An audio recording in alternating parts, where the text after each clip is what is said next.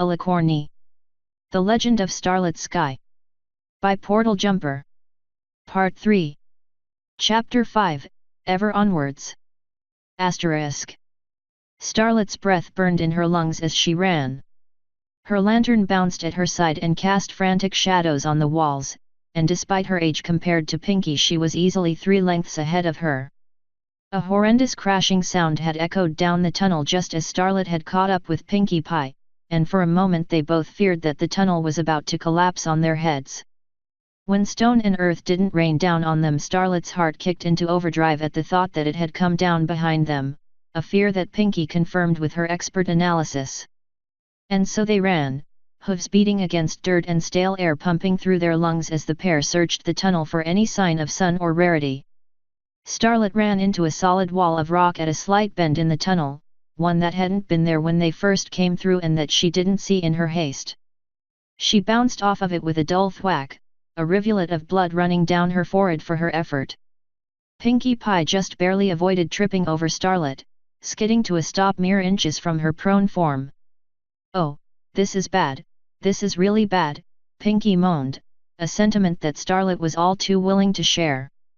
From floor to the ceiling 7 feet above their heads a mound of stone, earth, and shattered gemstones stood, completely cutting off access to the rest of the tunnel. A few stones still slid down the pile, and Starlet nervously backed up until she ran into Pinkie's legs. Where once her lungs burned there was now only dead air, and her heart all but stopped as she took in the scene before her. There was only one way she could fathom that the tunnel could have come down, and loath though she was to admit it, it was the only thing that made sense. "Pinkie, was there gas in here when you came through?" Starlet demanded. "Starlet, you know that there wasn't. Was there gas?"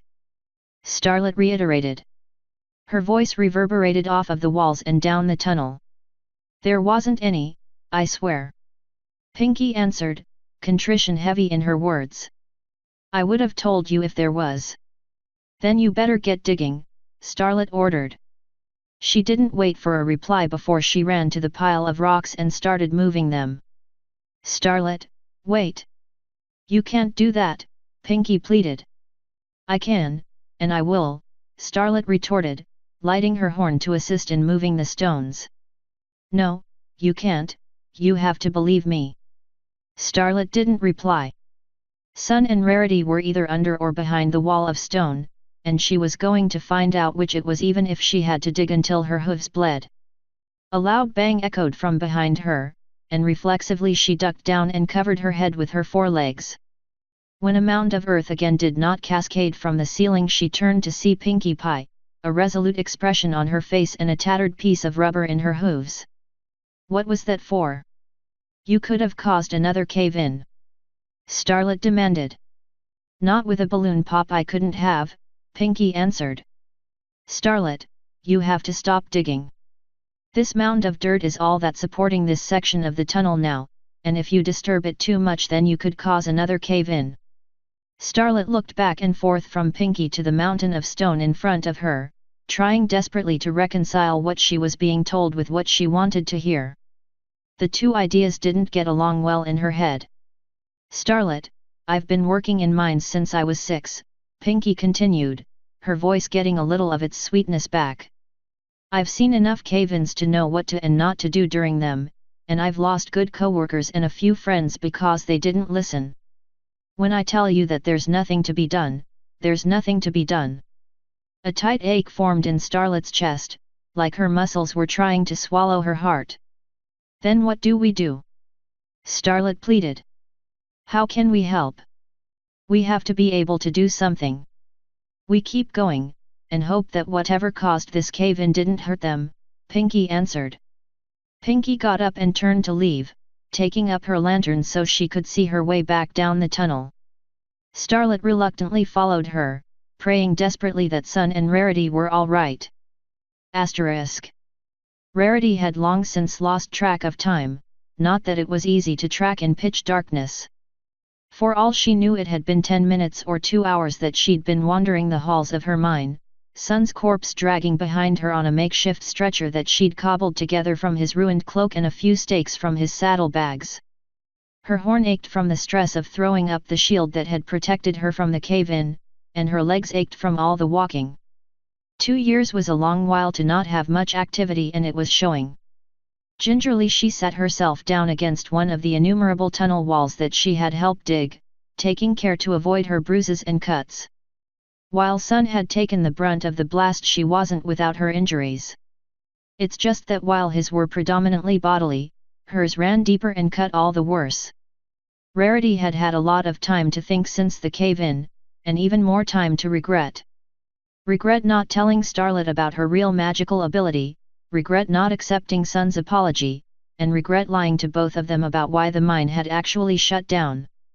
So many mistakes weighed on her soul, and soon enough the tears again started to fall. Stupid, stupid Rarity, she muttered to herself. You try to keep a low profile and it just gets ponies hurt. You try to do the right thing and it just gets ponies hurt. Soon enough the tears and the ache and the weariness grew too much for her, and she slumped forward in the type of sleep that only comes from complete exhaustion. She couldn't move for the life of her, and in that she and Sun weren't terribly different. Asterisk. Endless tunnel after endless tunnel, and Starlet was seemingly no closer to her goal. Pinkie had tried to occupy some of the time with idle talk, but all of it died in the air. Starlet knew what it was like to lose a loved one. She could conceptualize the process, she knew how to grieve. Even still, this sensation was different. She didn't feel sad, not even particularly weepy, she just felt hollow and impotent. When her grandmother had died she had closure, but she may never get that here. Starlet gave her communication rod an idle shake as she had been doing for the last hour or so. It gave her something actionable to do, something to take the weight of loss off of her mind for even a moment. Her hoof had brushed her amulet a few times, its cold and silent surface indifferent to the world. Starlet? Starlet, you there? Pinkie asked, drawing Starlet back to the world. What is it? Starlet asked, her voice dull. We're where we need to be, Pinkie replied. She gently put a hoof under Starlet's chin and drew her focus upward. The flickering light of her lantern made it difficult to make out, but the walls of the tunnel looked different. The rough-hewn rock had given way to a smooth, midnight blue material that looked like neither stone nor metal, and a few yards away a shaft of light pierced down from the cavern ceiling. This is the palace? Starlet asked. Probably one of the sub-basements if I had to guess, Pinkie replied. Most of the area around the castle is deserted, so occasionally you'll get a little closer than you bargained for during tunneling. Whatever the place is made out of does a doozy on the drill bits so we don't get much farther in than this if we do hit it. And the light? Starlet continued, a little vigor back in her voice. I'd say it was where the drill stopped and knocked a piece of the roof out, but with our luck it could be a sewer drainpipe that got poked into and never fixed. Does the council not take care of this place? That seems like it'd be on their priorities list given how massive it is. No Pone comes in here ever since the Sundering, or so they say, Pinkie replied, expecting that to answer her question. Starlet gave her a confused expression. Right, out-of-towner, sorry, Pinkie finished. I say we should settle down for now, Starlet said. We've been walking for hours, and it'll give you the time to explain what we could expect in there and what the Sundering was. You'd better buckle in then, 'cause it's a long story and I don't know all the details. Pinkie said with her typical cheer. Quickly she pulled a small phial of liquid out of her travel sack and set it down, prompting Starlet to join her. Sitting down set every joint in her legs cracking, but the opportunity to relax her aching muscles was too good to pass up. She pulled her bedroll off of her saddlebags and laid it out alongside a few branches and twigs she'd saved from Twilight's forest. It wouldn't make for the best fire, but it was better than nothing.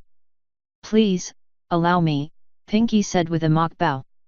Carefully she lifted the phial and drew out the stopper. She let a single drop fall precipitously from the lip of the bottle, which hit the branches and twigs and set them alight with blue flame.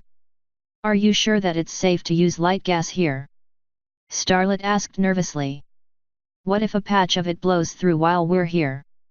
That's the neat thing about refined, liquid light gas, it doesn't interact with the aerosol or natural stuff, and neither do the flames it makes. It's a pain in the flank to refine, but once you've got it done then it's one of the safest fuel sources you could ask for. Starlet found her eyes drawn to the deep blue flames, flickering and dancing away. The effect was hypnotic, and she found that her troubles were starting to melt away as she gazed into its depths. "Yeah, it is really pretty to look at," Pinky said with a mellow tone. "Once when I was little I just looked at the stuff all day. Hurt my eyes after a while, but it wasn't bad. You said you needed to tell me some things? About the sundering." "Oh right, that," Pinky replied. She settled in comfortably next to the fire, setting her travel sack aside as she did. "Now, like I said, this story is kind of spotty since a lot of what happened is lost to history, but the sundering was a big enough thing that most ponies know bits and pieces of the story." "And how many pieces do you have?" Starlet asked, trying not to sound desperate. "More than most," Pinky replied, equally vague. "The sundering was supposedly caused after a big war in a far-off kingdom." "That sounds familiar," Starlet thought ruefully. "I'll have to ask Twilight about that later." When Princess Luna came back from the war, she was hailed as a hero by the ponies in her kingdom, Pinky continued. "There were parades and festivals and the like, but Luna was always unhappy and no pony knew why. So, first a big fancy duke came to her in her castle, with all the nobles he could muster and all the finest gifts to give her as thanks for saving them. When asked if this pleased her, Luna said nothing and only accepted gifts of technology and machinery, leaving the finery and gold for them. Second, a troupe of musicians and actors came to her, and performed music and put on plays all to give her the glory and fame she so richly deserved. They too asked if this made her happy, and again Luna said nothing, but asked that the scripts for one of their plays be left behind. Lastly, a collective of artisans and crafts ponies from across the city came to her, and offered her up their finest creations as a testament to the peace she had won them that let them build and craft and live. They asked one final time if this made her happy, and this time she spoke. She said to them, "Go, and tell others what I tell you now, your peace was hard won, and many died to make it so. The actions I have undertaken in service to your peace were terrible and wicked, and I am not deserving of the love you give me. You do not need a princess to rule you any longer, for the wise and caring ponies of this city and my kingdom have proven capable of ruling themselves. The only gift I ask for is the gift of seclusion, and contemplation on what I've done for you." She abdicated. Starlet interjected, genuinely confused. "That's impossible."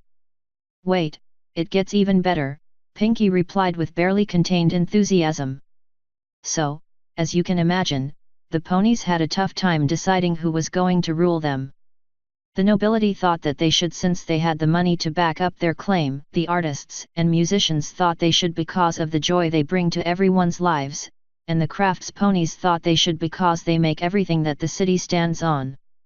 The arguments got more and more heated, and as the tempers flared the city started descending into anarchy. Then, on the brink of full-scale war in the city, Luna came back. It was a year and a day since she'd asked for her peace, and when she came out of the palace everything changed. That when the first robots were released into the city, the ones she had made out of the technology the nobles had given her, and they brought her justice down on the foolish ponies that tried to twist her words and actions. Of course, these ponies weren't going down without a fight, and they managed to put aside their differences to mount an attack on the palace itself. It was Luna on one side, the citizens of New Selene on the other, ready to duke it out for the fate of their city. And? What happened next? Starlet asked. Despite herself, she was on pins and needles waiting for the end. There was a huge battle, and Luna did some crazy magic stuff that annihilated the opposing army, as well as most of the land surrounding the palace. Only her robots were left at the end of it all, and no pony knew what happened to Luna afterward. Then the remaining ponies, realizing the error of their ways, formed the council and set to work fixing everything. The robots helped out, and after a while the council was able to figure out how to make more of them so they could police the city better.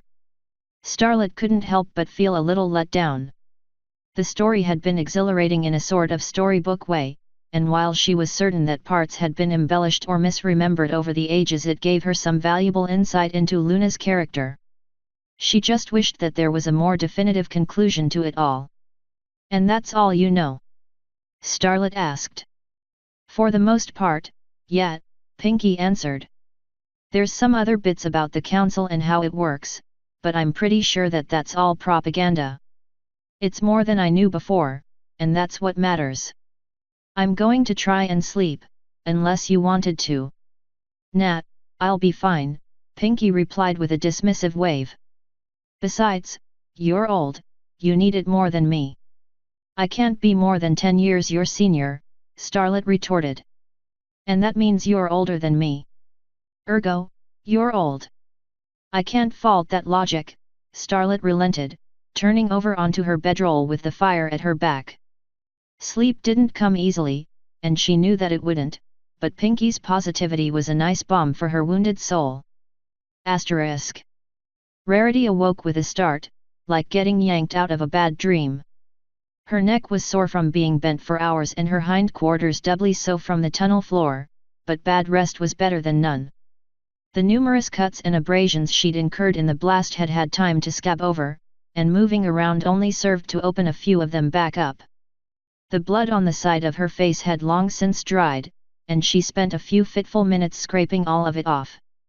Sun still lay on the stretcher, still as a stone and growing ever colder. Rarity couldn't stand to look at him even though her eyes kept drifting back to his corpse. Thankfully the dark obscured most of his injuries, not that the sight of them hadn't been indelibly burned into her memory. Smoothly Rarity flicked her horn to levitate Sun's bags back to her haunches, tying the stretcher to the straps as she did. The ache in her horn had subsided, but she still took care to not overextend her ability. "Just a few more miles and then I'll be out of here," Rarity murmured to herself as she began her trudge anew. She had barely gotten more than a few feet before being stopped dead by the sound of a cough. It hadn't come from her, and it certainly couldn't have come from Sun. With the sort of slowness that only pure fear can instill, Rarity turned her head to look back at Sun, igniting her small lantern as she did. It would hurt to see, but she needed to know. Sun lay in his cloak, bloodied and burned and still as a stone. The blood matting his fur had dried, leaving patches of it stuck up in places, while half of his mane was slicked to his skull from the blow he had received when he hit the tunnel wall. Rarity could have sworn he had a large chip taken out of one of his hooves as well, but in the panic of the moment she could have imagined it. Setting her lantern forward, Rarity resumed her walking. No amount of wishful thinking could bring Sun back, as much as she wished it would. Asterisk. Starlet's few hours of sleep were fraught with images and sounds that her mind had dredged up, the thestral from Sun's pier, sharing her story with Sun after her first death, and the booming echo of the cave-in. None of them made for restful sleep, and she woke up feeling groggy and uneasy. "How you feeling?" Pinky asked as she idly chewed on a carrot. "Like my head was just trampled," Starlet said. "Here, take one of these," Pinky said as she pulled a small yellow lozenge out of her travel sack and passed it to Starlet. "It'll help take the edge off." "What is it?" "Medicine. A little of that, but mostly it's just something sweet to suck on. It helps workers down here deal with the claustrophobia and stress from working in near total darkness." Starlet hesitantly put the lozenge in her mouth, letting it roll around the inside. She would have preferred some actual medicine, but as far as stopgaps go it was a rather pleasant one. It tasted quite a bit like sugar with a twist of lemon and ginger, and Starlet's mood improved slightly just from having it. "Where did you get this?" Starlet asked. "I didn't think you'd have access to sugar and fruit in a city like this." "Oh, we don't," Pinky replied. "I got these off of a traveling merchant a few years back. He'd been coming through the city from one of the outer villages and had a bunch of bags of these things for sale. I had just gotten my pay for the week and bought up his whole stock, every last one. Maud was so mad at me for wasting my money like that. Starlet fought to suppress the surprisingly funny mental image of Pinky's stone-faced sister being upset at something. "And you've just hung on to them ever since?" Starlet asked. "Yep. I only have one whenever I'm feeling down, and I mostly save them for other ponies who look like they could use a pick-me-up." "That's putting my situation charitably, I'll tell you what," Starlet replied snidely. The pair sat in silence for a bit as Starlet chewed the candy. Pinky busied herself with one of her balloons, worrying over its elasticity and pliability like a carver with a chair. "Pinky, how do you do it?" Starlet asked, her voice thicker than she thought it would be. "Do what?" Pinky replied. Her question was genuine, a trait Starlet found rare and beautiful. "Do this," Starlet answered, gesturing to Pinky in her entirety. "How do you stay so positive and upbeat? How do you know exactly what to say and how to say it to make some pony feel better? How can you find the silver lining in everything, no matter how black the sky may be?" For a moment Starlet thought she had insulted Pinky, as she had stopped toying with her balloon and placed it back in her bag. It was only when Starlet saw the caring smile that she let her silent breath out. "You know, I get asked that a lot, and I've never been able to give a good answer," Pinky admitted. "Sometimes I tell them that it's just my personality, other times that I'm always thinking of a good joke. But after today, and everything that's happened, I think I might have a good answer." Even as Pinky's smile stayed, Starlet got a good look at her eyes, and saw just how tired they looked. Her eyes were baby blue but held the experience of a much older pony. They were weary and beaten down, and the smile shone all the brighter for their darkness. "I think I stay so positive because of all the negative that I see every day," Pinky continued. "I see more crimes walking home from work than most see in their entire lives. I've seen good friends die because of a freak accident that no pony saw coming, and I've seen neighbors vanish in the night with no explanation. So you spread cheer to fight back the bleakness that every pony else lives in," Starlet said. "It's admirable, if a little foolish." "Is it foolish, though?" Pinky asked. "If I can make some pony's day just a little bit better by making them a balloon or helping them carry their things, then maybe they can take some of that kindness and spread it around themselves. If enough ponies spread the kindness that I give out, then maybe one day I won't have to pretend that things are alright because they will be alright." Starlet opened her mouth to retort but found that nothing would come out. It's not that she couldn't think of a counter-argument, it's that she didn't want to voice it in the face of such optimism. Who would she be if she tried to stomp out this one flickering light of happiness in a world gone grey and cold? "Well, if it works then it works," Starlet replied, swallowing the candy. "It has so far," Pinky said, "and I won't stop trying until it stops working. Now, what say we get off our flanks and climb up into an old sewer?" "If it matters at all to you, I'd like to sleep some more," Starlet answered. "After all, I am old and need all the rest I can get." Pinky let out a snort of laughter, and Starlet could feel her spirits rise along with it. After the day she had had, she could use all the spirit lifting she could get as well. **. The pale light of day shone at the end of the tunnel, and Rarity silently thanked whatever gods may be for safe passage out. Her hooves ached and the weight of sun behind her had made the trip slow going, but she had made it. Even with safety and success so close at hoof, Rarity still felt uneasy. Twice more had she distinctly heard a cough or other type of bodily sound, and at this point it was too much to try and convince herself that she was hearing things. The light hurt her eyes as she stepped out into the open air, and the air was quite musty compared to the dry staleness of the tunnels. Gratefully she unhooked Sun and pulled off his saddlebags, ready for a much-deserved rest. "Help, light, hurts." An all-too-familiar voice croaked. A shiver ran down Rarity's spine and she quickly turned to look at her charge. Sun lay on the ground, but where once he had been still he now weakly pawed at the edge of his cloak. It looked like he was trying to pull it over his face to hide them from the light of the sun. "Sun?" Rarity asked softly, trying not to disturb him. "Need, dark," Sun said before his hoof fell limp. Rarity felt her heart drop like a stone. With more deft magic work, Rarity reattached his saddlebags and Sun himself and took off at a gallop out of the mine. She had to maintain a spell to keep Sun from sliding off the makeshift stretcher, but at this point she didn't care about her magic limit.